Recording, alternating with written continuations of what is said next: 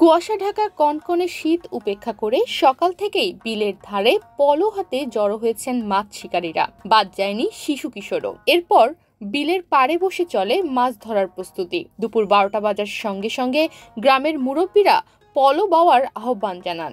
সঙ্গে সঙ্গে আনন্দ চিৎকার দিয়ে বিলে ঝাঁপিয়ে পড়েন অপেক্ষমান শিকারীরা। একটু পরপরই বিল থেকে শিকারীদের ঝুড়িতে ভরতে দেখা যায় বোয়াল, ঘাগট, রুই, কাতলা, মৃগেল, শোল, গজার মাছ।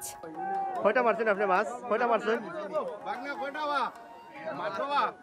কিলা লাগে আপনার মাছ ধরিয়া? সিলেটের বিশ্বনাথের গোয়াহরি বিলে গিয়ে গত বুধবার 15 জানুয়ারি দেখা মিলল এই দৃশ্য।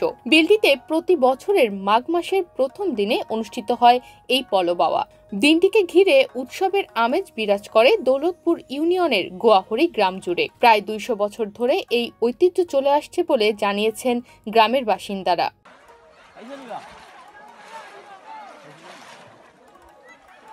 গ্রামবাসীরা জানান, এই উৎসবকে কেন্দ্র করে প্রতি বছর পূর্ব নির্ধারিত সময়ের কিছুদিন আগ থেকেই গ্রাম জুড়ে চলে আমেজ।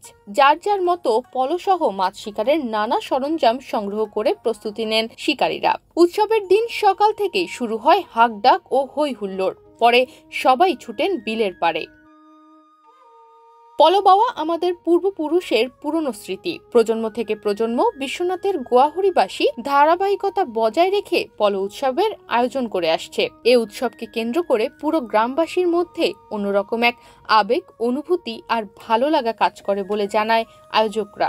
এটা পলো বাওয়া উৎসব আমরা 200 বছরের ঐতিহ্য। আমরা ময়মুরব্বী হলে এটা ঐতিহ্যটা তৈরি গেছেন, আমরা দরিয়া রাখার চেষ্টা করলাম। আর এটা এবার প্রচুর মাছ হয়েছে, সবাই মাছ পাইছে, সবাই খুশি। ভবিষ্যতে এটা চলমান থাকবে। বাঁশের ফালি ও বেত দিয়ে তৈরি পলো উৎসবে মিশে রয়েছে গ্রাম বাংলার মানুষের আবেগ। কালের বিবর্তনে হারিয়ে গেলে পলো বাওয়া উৎসব বেঁচে থাকবে বিশ্বনাথের গোয়াহরিবাসীর মতো এমন আয়োজনে। তনিমা রহমান, বাংলাদেশ প্রতিদিন।